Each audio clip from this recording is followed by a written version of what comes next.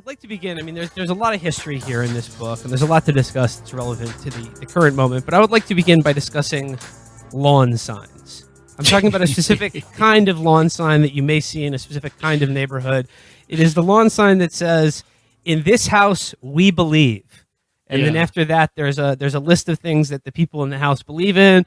It's like, we believe in science, Black Lives Matter, women's rights are human rights, et cetera, et cetera. Yeah, and they by the way, they've added to it since I described it for the book. They've got a new generation of those signs with new line items. Well, it's like sort of like those T-shirts you can order on Facebook. That's just like, I'm married to a badass Leo who's a welder and loves movies, and it's just sort of a personalized list of the things you like and believe in. But my point here is that not that so much that these sentiments are wrong, but what do they tell us in terms of like in terms of what they say, but also what they admit? Like, what does it illustrate to you about the state of the modern liberal imagination? So like you said. I agree with everything they say on these yard signs, including the new additions, which are things like "water is life," and some of these other ones. Statement. Yeah, but so it's the signs you see now they're quite crowded. They've got so many different items, and I don't disagree with any of them. What bugs me about them is that they conspicuously leave one item out. And it's my item. It's the one that I care about, which is anything having to do with work or labor or, social hierarchy. That's just gone. And it's like, it's as though it's just simply not part of the liberal equation anymore. And not coincidentally, these are signs that you tend to see in fairly affluent neighborhoods, like where I'm sitting right now, and like the place I grew up in. So yeah, like on this laundry list of things that people would like to advertise good to the causes, outside world, this laundry list of virtuous stances. Yeah, but in a way they become kind of platitudes. But on this list, and which now includes things like we drink water, water is life. They don't say this house believes in the right to collective bargaining. Right, or a minimum wage, or that everybody should earn a living wage, et cetera. Everybody should have a right to health care. None of that's on there. It's the economic aspect of liberalism is deleted.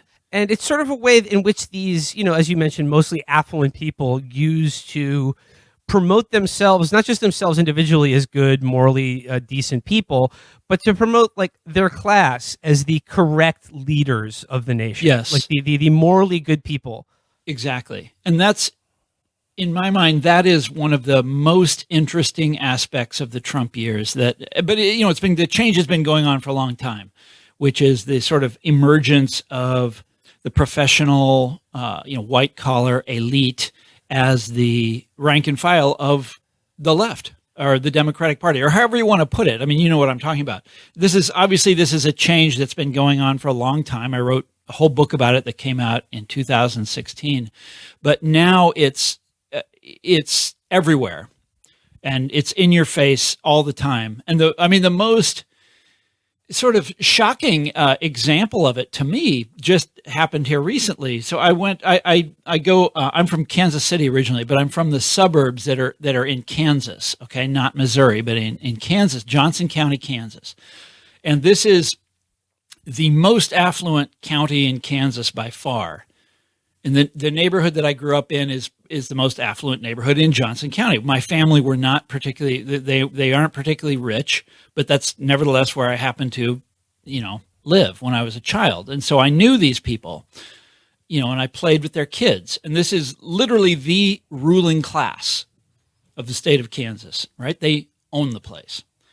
And when I was younger, I thought that these were the most Republican people I would ever meet.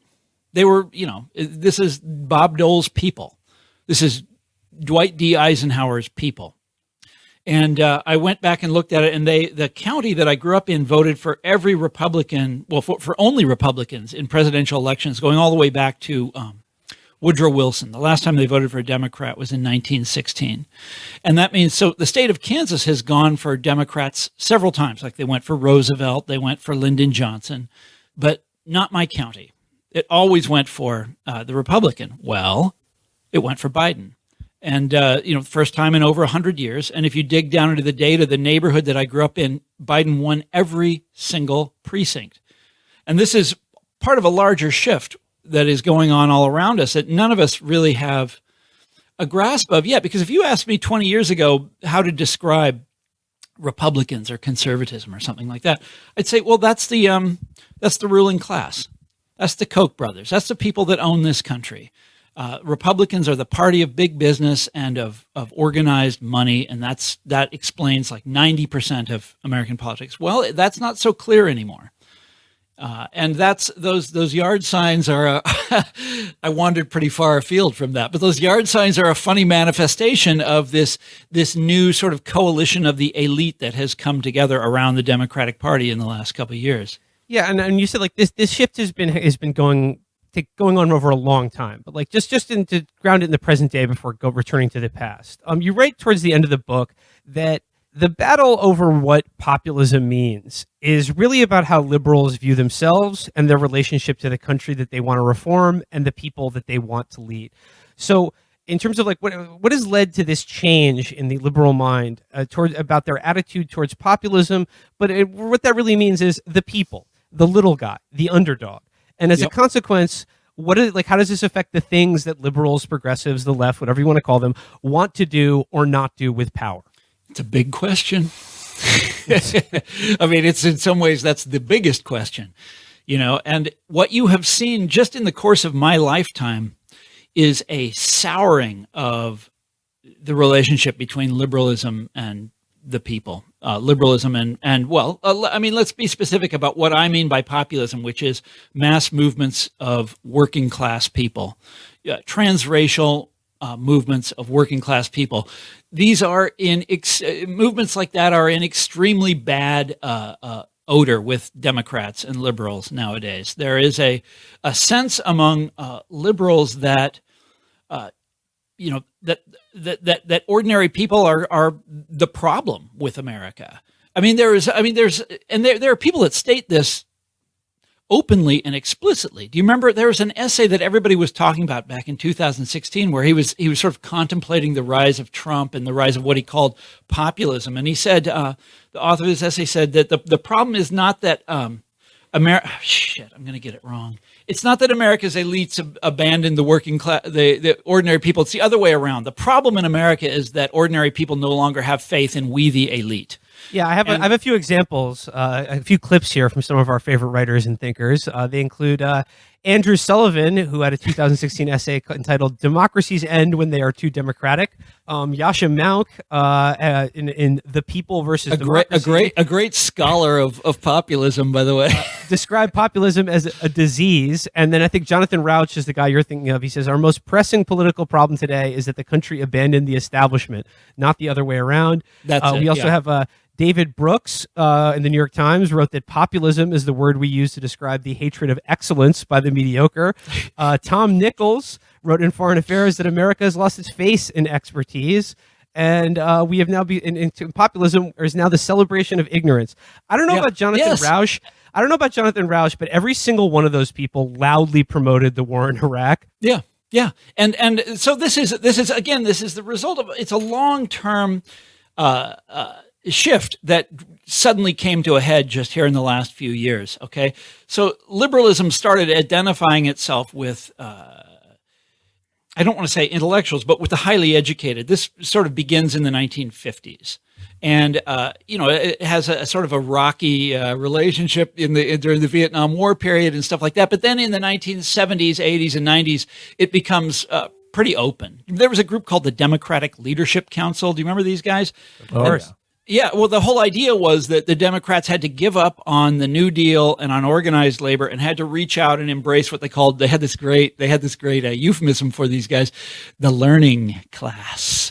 The winners in the new post-industrial society that we were entering. And that had to become the new constituency of the Democratic Party. And there's these other terms for it. Like, do you remember Richard Florida? He called them the creative class. And they did this. The Democratic Party did this.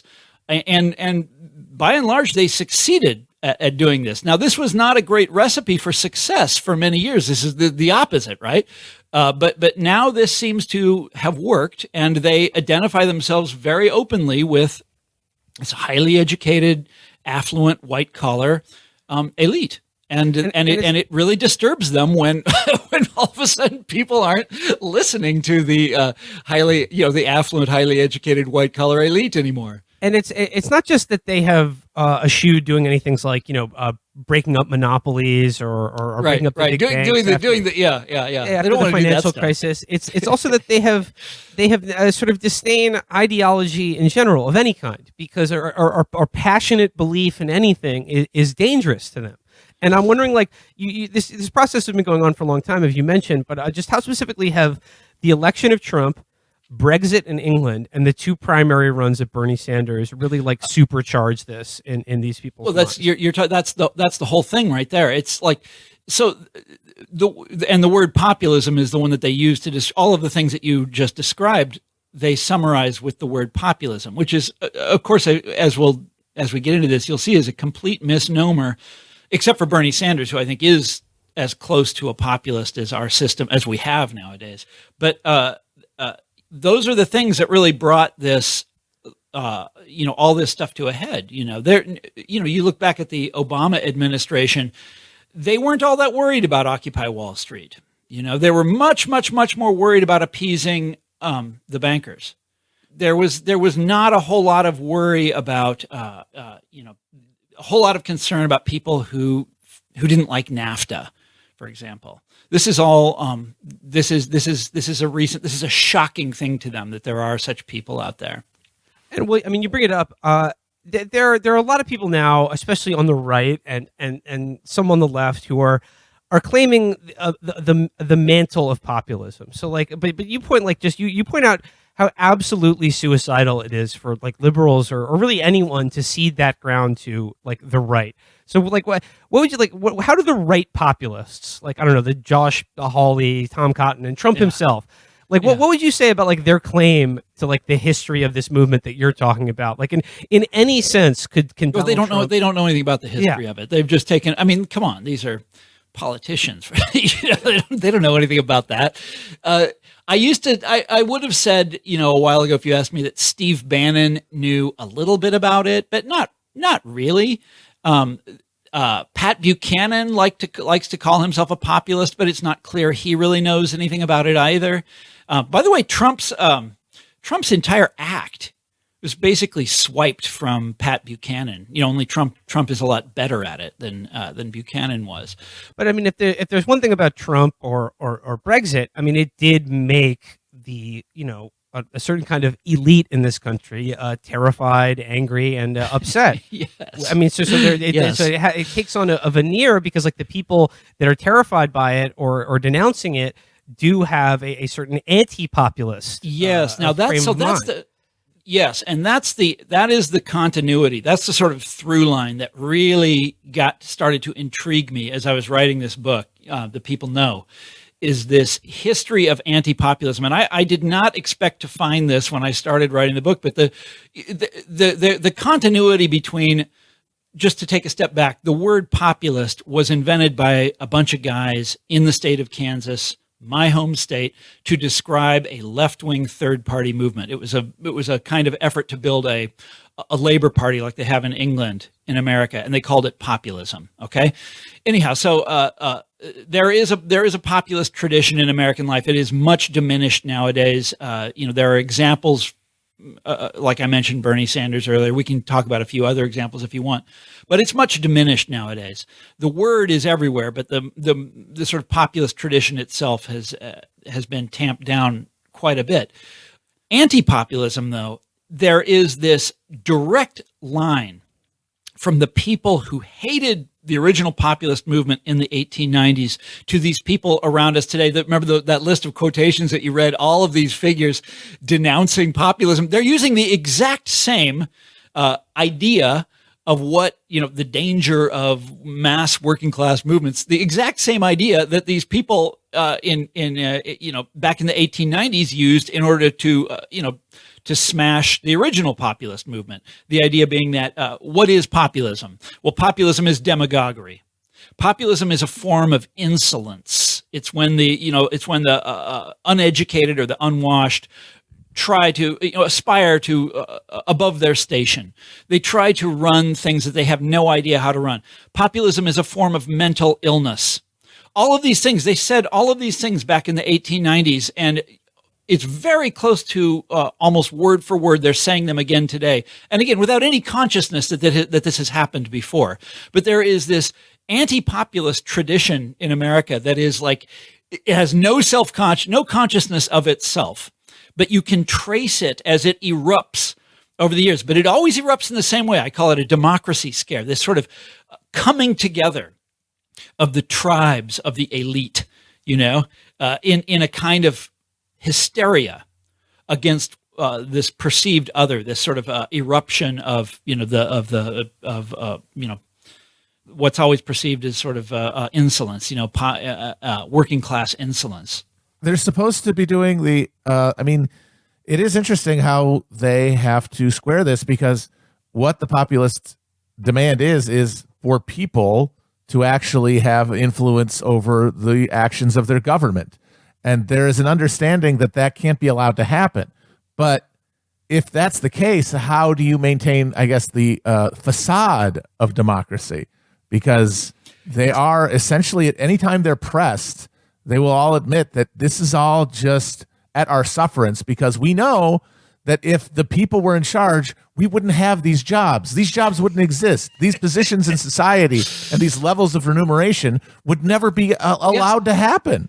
All through American history, there is this, profound suspicion of full democracy. I mean, the founding fathers, they built all of these different systems to make sure that the people never really ruled, that you never really had true democracy. The Senate, for example, the U.S. senators used to be elected by state legislatures. They weren't elected by the people. They were chosen by state legislatures, and it turned out state legislatures, it's incredibly easy to bribe a state legislature. Did you guys know this? It is. Oh, God, those guys were Vanderbilt so family. The Vanderbilt family got their personal lawyer, their personal attorney elected to the U.S. Senate. And in Kansas, well, they used to, needless to say, this happened all the time. And so this is one of the reforms that the original populists demanded, was to make senators directly elected. We have that now. They also wanted votes for women, and they wanted, all of these other, make it easier to vote, make the secret ballot, et cetera, et cetera, et cetera. But yeah, there is a powerful strain of elitist sentiment in this country that is really, really suspicious of popular democracy. And once upon a time, it was the people who owned this country, the sort of ownership class, landowners, later CEOs, that sort of thing. But today it is definitely, white collar elite. I mean, we're seeing the larger story here. There's this larger thing that's going on in America, this larger sort of sociological shift where this older elite, that is an elite by dint of ownership. They were entrepreneurs, they built up companies, whatever it is, they own everything, has been supplanted by an elite that traces its authority to its educational credentials. So that's the professional class.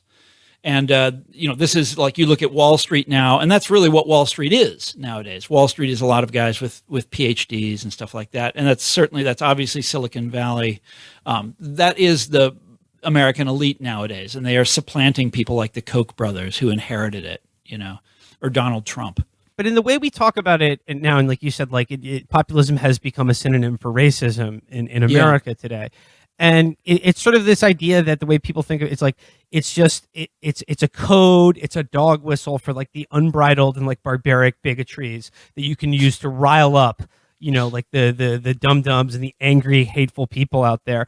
But always like, it's always implied that like the populist rhetoric attacking elites is a fig leaf for their real intentions and bigotries and hatreds of other more vulnerable groups. Yeah, because those elites, they haven't done anything wrong. Those elites, but that's incredible. It's like left unsaid what reason could they possibly have? But left unsaid on this is this idea that the elites, like that group of people that love every human being. Yeah, America, exactly right. The elites, they're looking out for us. My next question is to jump ahead in history a little bit, because you talked about how the People's Party was eventually defeated, but you do you show how their ideas lived on. And their idea is like that DNA can be traced into FDR's New Deal. And one of the things you write about the New Deal and like FDR's huge success as president is the extent that it was successful relied in a large part on how willing he was to completely ignore the opinions of the correct, serious people and the elite. Yes. And that, by the way, that is another little tidbit of history that is completely forgotten, because today, if you read your sort of mainstream history or political science, and they're talking about the Roosevelt era, they'll say Roosevelt. What makes Roosevelt great is that he brought academics to Washington. He put scholars in charge of things, the brain trust and everything. And so it's to Roosevelt that we look when we want to understand, our modern day, the sort of Democratic Party ideal of having these Nobel Prize winners or whatever it is, Pulitzer Prize winners in charge of everything. But this is not the case at all. The people that Roosevelt brought in to help him with the government were by and large regarded as cranks at the time. And thank God they were, because had he actually gone with respectable scholarly opinion, he would never have done any of the things that he did. I mean, the stuff that he did, deficit spending, for example, he took us off the gold standard. This was, by the way, a very populist thing that he did. He took America off the gold standard, like right away, as soon as he becomes president. And this was just in the teeth of academic economics at the time. They're like, how can you do that? One of his advisors, who was a more formal, member of the American elite, said, "This is the end of Western civilization. You've taken us off the gold standard." And there's John Kenneth Galbraith, who's a figure who really interests me, because he spent a lot of his life denouncing what he called conventional wisdom. Went back, and he was an advisor to Roosevelt. And he went back in the 50s and wrote an essay about Roosevelt's, choice of advisors. And he said, Roosevelt did not choose orthodox, economists at all. He chose like small town bankers and, these people from weird, out of the way, the margins of society to run things. People with ideas that were considered, foolish. Marginal ideas. But Galbraith says, thank goodness he did that, because the people with the orthodox ideas were the ones that got us into the Depression. These are the ones advising Herbert Hoover. Had he put those people in charge, you would have never had a New Deal. Anyhow, I gave you more than you were bargaining for, but. Well, you talked about a guy who staffed his administration with people who genuinely were, not outside the box. Well, let's do that contrast with another Democratic president who staffed his administration with all the smartest, most sensible people. And I'm talking about Obama, of course. And I just when I was preparing for this, I was looking at reviews of your book, and I noticed that there was sort of a similar theme in a lot of them. I mean, like one in particular, and they all say basically like, "Oh, this is a good book." Thomas Frank's history is a much needed corrective to this. The way in which this has been slandered. Blah blah blah. It goes on. Yes, he's right on X, Y, and Z. But then at the end, there's always this turn, and they say, but he just doesn't give Obama his due. He doesn't give enough credit to like the progressive victories that Barack Obama, the real achievements that he was able. I believe one review in The Guardian said the words Dodd-Frank never appear in this book, and then they go on to say the letters LGBTQ appear once. And even though he is right to argue the greatest economic battles remain to be fought and won. So I mean, like, how do you feel about this idea that like, oh, you're just being too unfair to Obama? He got a lot of real achievements done. Well, I will admit that the Obama years were a big turning point for me intellectually, because I really believed in Obama. And I'll tell you a kind of a dark secret. When Bush was president, and Bush basically turned over the government to these hacks and cronies, and made the Department of Labor into the Department of Management, and all these things, right? Turned the EPA over to polluters and all this kind of crap. And when Obama came in and brought all of these really accomplished people with him, I was extremely relieved, and I was excited about it at the time. I was a believer. I hate to say this now because it sounds so naive, but in 2008, I had met Obama personally. I was a graduate student at the University of Chicago, and he lived in the neighborhood. He was a teacher there, and he's a brilliant man. And I was so excited about this, and that he was bringing in these people to advise him. And So for me, that was that's what Obamaism was all about, was like, let's put the most accomplished, most orthodox intellectuals, the prize winners, the foundation favorites, let's put them in charge. And he did that. And they botched it royally. I mean, his chief economic advisor was the fucking president of Harvard University, right? Larry Summers. There is no greater, a fount of orthodoxy than that. And these guys, then you go down the list of everything that he did. The stimulus was way too small. He never got tough with the Wall Street banks. He totally let them off the hook. Not only did he not break them up, he didn't prosecute. He didn't even fire anybody. Yes, they got Dodd-Frank done, but it's massively complicated, and it was totally vulnerable to whoever is the next Republican just coming in and easily, appointing somebody to run the agency that doesn't believe in the mission like they always do.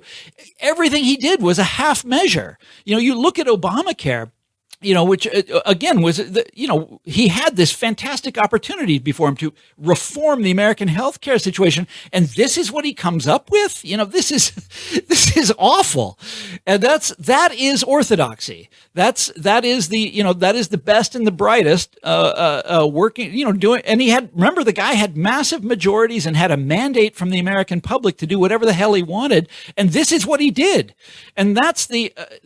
It is a straight up failing of this cohort of leadership, of this, I should say, of this idea of leadership.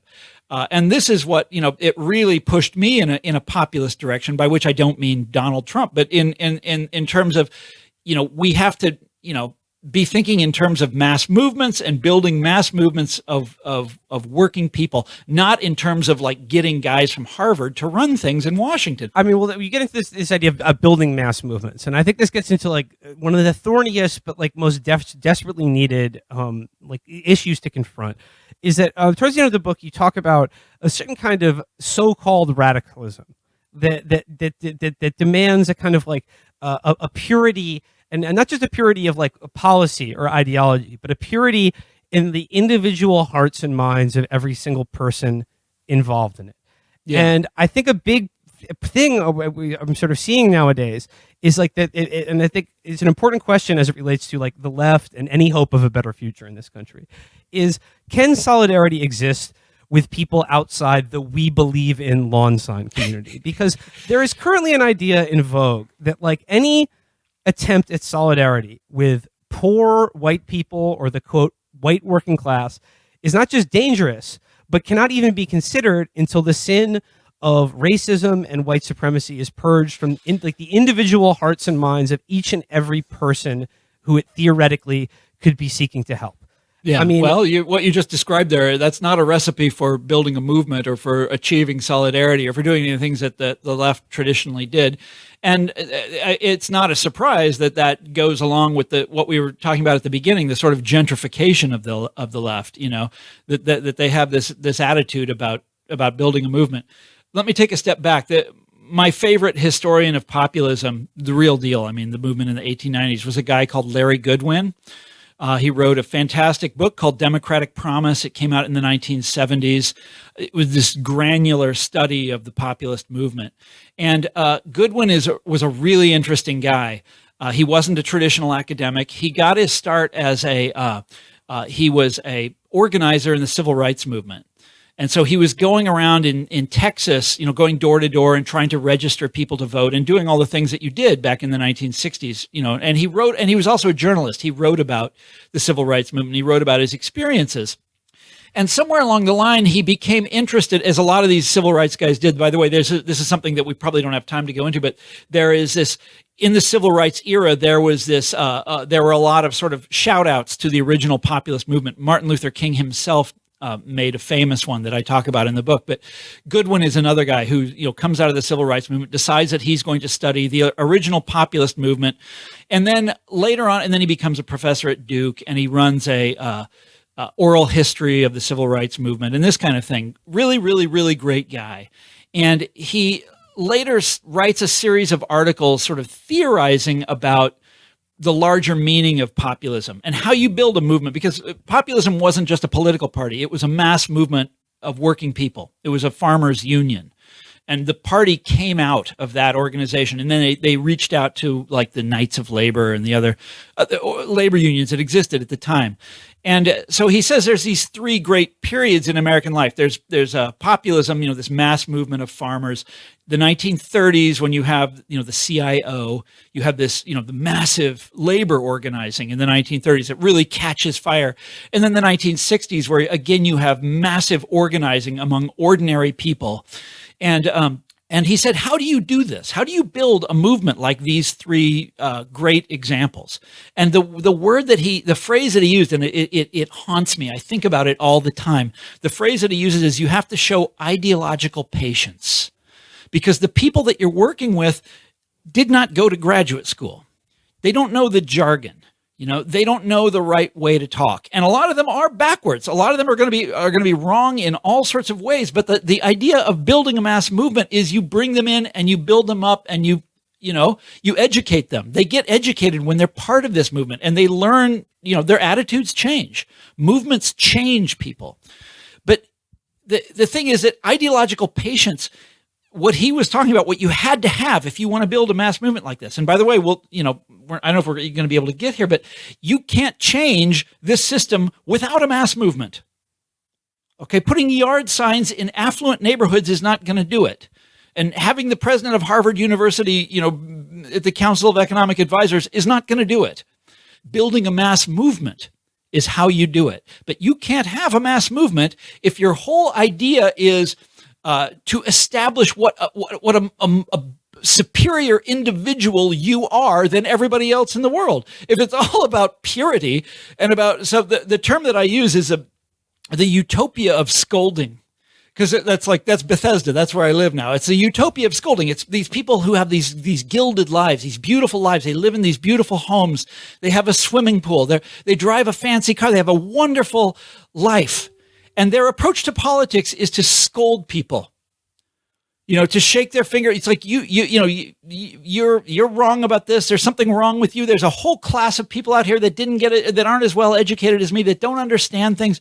That's their approach to politics. Well, yeah, of course you're not going to be able to build a mass movement that way. In fact, it's the exact opposite of building a mass movement. It's scolding. I mean, the math here is subtraction, not addition. Which is to their benefit, because they don't actually want to see anything change. Yeah. They might want little things to change here and there. They don't like Donald Trump. They don't want any of the change that would actually structurally alter the unjust relationships that they do claim and probably do feel subjectively to be horrified by. But those things are all dependent on economic relationships that they just do not want to see changed. Yeah. Remember, we started off talking about the yard signs that leave economic issues out. Yeah.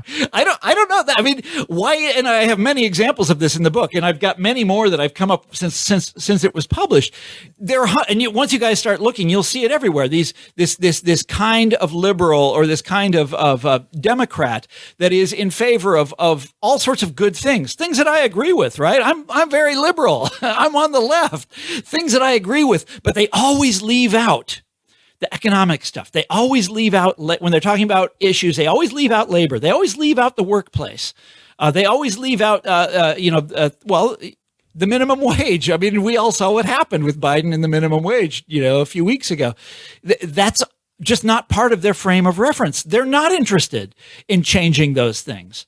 Well, that's why they focus on the scolding, because if you have foreclosed the possibility of mass politics, which they have, then the only way things can get better is if individuals start behaving better. Yes, exactly. Because there's no mechanism to make them change other than you convincing them to change differently by being smug at them. Yeah, or by you scolding them and telling them to shut up, which gets us in this whole sort of rage for censorship that is going on now. But there's this, in the Trump years, there's this kind of moral hysteria that you see among the sort of highly educated white collar elite of this country, that they are, they're terrified that they are, being dragged along by this, this political organization, the United States, that they don't understand anymore, and that is in the grip of, the great unwashed, and it's horrifying to them. It's frightening to them.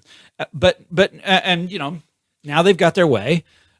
We shall see. But these are people who are fundamentally not interested in sweeping economic reform of the system in the way that populism was, in the way that the labor movement was, in the way that the civil rights, that Martin Luther King certainly was. And it also strikes me that obviously these people are all really dyed-in-the-wool meritocrats. They all really believe in the meritocracy. Well, that's exactly their that's success the word. has That's obviously the word. been merited, and then like their position in nice life and the house with the yard sign. Well, it's a product of the fact they've done the right things. They went to a good school and they got good grades and they got high SAT scores But there's an element of like social discipline here too, because if you can identify in the unwashed masses sort of like retrograde or backward social beliefs, then it's not so hard to just tolerate a world in which those same people can't see a doctor if they need it. Yeah, that's right. They're not enlightened. Bad shit happens when you don't work hard and get a gold star from the teacher. Yeah. They're able to dismiss those people, and this happens all the time. Was it Rahm Emanuel just before Biden took office who was talking about the deindustrialized zones? And by the way, if you guys ever come out to the Midwest, I'm not in the Midwest now, but I still identify with it. Kansas City is doing all right, but once you get outside of the big cities, it's a ruin. It's like everything is gone. Everything that people used to do has been taken away, and the stores have all been rolled up, and Walmart controls everything. And et cetera, et cetera, et cetera. And what was Rahm Emanuel saying about these people? Who've lost their livelihoods and have lost everything. He said, what was it? They was like they have to learn how to code. Yeah. That's not an answer. That's an insult. And if all those people learned to code, it would drive down the wages that are currently being paid to code. Yeah, exactly. Yeah. But that's always their answer. That's like, and it's not, and those people are correct in understanding that that's not an answer, that's an insult. Everybody can see that. It's basically they're saying it's your own fault. What's happened to you, the destruction of your way of life is your own fault because you didn't do like me. You didn't, go to the right school and you didn't study or maybe you did go to the right school. You didn't study the right subject, or maybe you did study the right subject, but now we think that's the wrong subject because we've all changed our minds and you shouldn't be studying STEM. You should be studying Latin or, whatever it is, but it's endlessly blaming the victim always. I guess just my last question here. And I guess the first is just one of the things you wrote in the book that really stuck with me is that when it comes to the anti-populist belief and this idea that if left to their own devices, people are stupid and ignorant and they can't possibly run anything because they just don't know enough. And you think but what you point out though is that that's a cover for the real fear. And what the real fear these people have is that people, even not very educated people, absolutely understand who is fucking them over, why. And that's the crucial part. Who exactly is fucking them over? And they're mad about it. And these people know that it's them. And they don't like to feel like people are angry at them. So it's not our fault. It's their fault. That's a really, yes. How angry and ignorant and uneducated and backwards they are. Mass organizations of working class people, they don't have a seat at the table. And without that, we are screwed. And we will get screwed more and more and more. Well, I don't really want to go into this, but the whole narrative of things constantly getting better is one of the things that populism challenged, because that idea was just as strong in the 19th century as it is today. And anyhow, I'm fascinated by that and how deep that idea is and how we can't shake the idea of progress. Although COVID has really damaged that. But it's obvious what needs to happen, I was very hopeful about the Bernie Sanders movement. I was, in fact, I wrote the book before he dropped out. I was very hopeful about, I actually thought he was going to win in 2020. And I did too. It's one of those, freaky ironies of history that the guy who's out there campaigning for universal health care loses in the year of COVID. Like, what the fuck, how does that happen? And anyhow, but Bernie, one of the things that I really liked about Bernie is that he understood the significance of mass movements, that it's not the guys sitting around the mahogany table in Washington, D.C. And it's not the people with the yard signs talking about how virtuous they are. Literally, in this house, we are good. That's not it. You have to have a mass movement of ordinary people. And Bernie understood that. And I hope that his movement continues. I mean, he's got to. We got to have something. Got to have something.